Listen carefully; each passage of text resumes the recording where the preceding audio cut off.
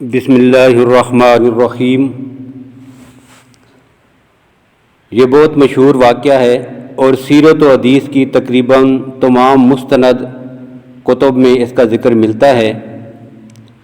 کہ صلح حدیبیہ کے بعد سن 7 ہجری میں آپ صلی اللہ علیہ وسلم نے دنیا کے 6 مشہور حکمرانوں کے نام خطوط روانہ فرمائے اور ان پر اپنی مہر بطور دستخط ثبت فرمائی۔ جن حکمرانوں کے نام یہ خطوط بھیجے گئے تھے اور جن جن کاستوں کے ذریعے بھیجے گئے تھے ان کی تفصیل یہ ہے۔ حضرت عمر بن امیہ الزمری نجاشی شاہ یبشا ایتھوپیا افریقہ کی طرف، حضرت دحیہ کلبی رضی اللہ تعالیٰ عنہ قیصر روم کی طرف، حضرت عبداللہ بن خزافہ رضی اللہ تعالیٰ عنہ کسریٰ شاہ فارس کی طرف، حضرت سیدنا خاطب بن نبی بلتا رضی اللہ تعالیٰ عنہ مقوقس حاکم اسکندریہ مصر کی طرف، حضرت شجاع ابن واب رضی اللہ تعالیٰ عنہ حضرت جناب حارث شمرستانی حکمران کی طرف، حضرت سلیط ابن حمر رضی اللہ تعالیٰ عنہ حوضہ بن علی الحنفی کی طرف۔ ان تمام بادشاہوں میں سے نجاشی شاہ یبشا کے نام جو آپ کے خط تھے وہ 2 خط آپ نے روانہ فرمائے اور اس نے ہاتھی دانت کے ایک قطردان میں محفوظ کر کے رکھ لیے تھے اور کہا تھا کہ یبشا اس وقت تک باخریت رہے گا جب تک یہ دونوں خط اس ملک میں موجود ہیں۔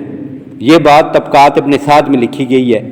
اسی طرح ایک بڑی عجیب اور دلچسپ بات طبقات ابن سعد میں لکھی گئی ہے، وہ یہ کہ یہ 6 کے 6 قاصد ایک ہی دن اپنے اپنے سفر پر روانہ ہوئے، اور عجیب بات یہ ہے کہ یہ حضرات صحابہ کرام رضی اللہ تعالیٰ عنہ جہاں جہاں بھیجے جا رہے تھے اگرچہ ان ملکوں کی زبان سے ناواقف تھے، لیکن یہ حضرت صلی اللہ علیہ وسلم کا معجزہ ہی تھا کہ روانگی کے دن جب صبح ہوئی تو ان میں سے ہر ایک اس ملک کی زبان میں گفتگو کر سکتا تھا جہاں اسے بھیجا جا رہا تھا۔ چنانچہ انہوں نے متعلقہ حکمرانوں کے پاس جا کر ترجمانی کے فرائض بڑی خوبی سے سر انجام دیے۔ قیصر و کسریٰ وغیرہ کے نام خطوط کا ذکر صحیح بخاری شریف میں موجود ہے، اور قیصر کے نام خط کا مفصل واقعہ اور پورا متن صحیح بخاری کے بالکل شروع میں ملتا ہے۔ مذکورہ 6 خطوط میں سے 2 کی اصلیں کافی پہلے دستیاب ہو چکی ہیں اور ان کے عکس بعض دوسرے والا ناموں کے عکس کے ساتھ مختلف کتابوں میں شائع ہو رہے ہیں، اور کراچی میں تو نجاشی اور مقوقس کے نام خطوط کے عکس مستقل پمفلٹ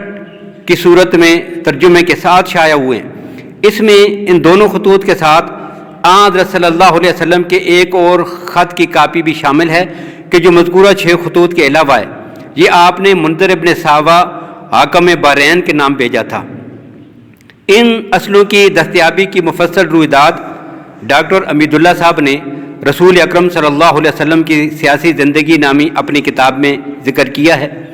ان تینوں عکسوں میں حضرت صلی اللہ علیہ وسلم کی مہر مبارک بھی موجود ہے۔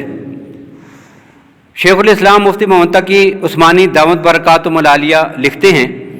کہ ستمبر 1966 میں راکب العروف جب اپنے والد ماجد حضرت مولانا مفتی محمد شفیع صاحب رحمہ اللہ کے ہمراہ جنوبی افریقہ کا دورہ کر رہا تھا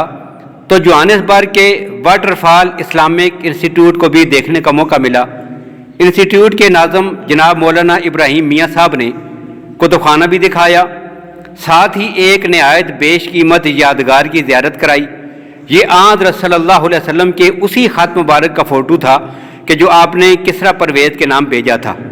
یہ بالکل نئی دریافت تھی اور اس لیے تعجب انگیز بھی تھی کہ بخاری شریف کی روایت سے ثابت ہے کہ کسریٰ نے اس مبارک خط کو پھاڑ دیا تھا، تو پھر اس کا سالم فوٹو کیسے حاصل ہو سکا؟ مگر فوٹو میں لکیریں نشاندہی کرتی ہیں کہ اس کے بعد پھٹے ہوئے حصوں کو جوڑا گیا ہے۔ تاہم بات تشنہ تحقیق تھی۔ مولانا موصوف نے یہ فوٹو ڈاکٹر صلاح الدین المنجد سے بلا واسطہ حاصل کیا تھا۔ میری درخواست پر انہوں نے اس کی ایک فوٹو کاپی اسی وقت تیار کرا کے عنایت فرما دی جو محفوظ ہے، مگر افسوس کہ یہ کاپی صاف نہیں آ سکی۔ تاہم کئی کلمات اس میں بھی صاف پڑھے جا سکتے ہیں۔ حال ہی میں دیوبند کے ماہنامہ دارالعلوم کا شمارہ نمبر 4 جلد نمبر 6 ماہ جنوری 1966 خوش قسمتی سے مجھے مل گیا، جس میں ڈاکٹر موصوف نے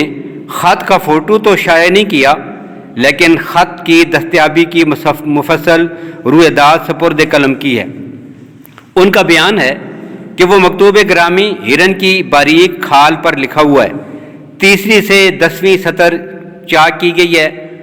اور وہ آج بھی دنیا میں محفوظ ہے۔ ڈاکٹر صاحب عرصہ تک فنی تحقیق کے بعد اس نتیجے پر پہنچے ہیں کہ یہ نامہ مبارک وہی ہے کہ جو آن حضرت صلی اللہ علیہ وسلم نے کسریٰ پرویز کو بھیجا تھا۔ نبی اکرم صلی اللہ علیہ وسلم کے ان مبارک خطوط کا اس حالت میں دنیا میں موجود ہونا یہ بھی اس بات کی بہت بڑی دلیل ہے کہ نبی اکرم صلی اللہ علیہ وسلم کے فرامین اور آپ کی احادیث امت کے پاس بحمدللہ من و عن محفوظ ہیں اور اسلام میں حجت کا درجہ رکھتی ہیں۔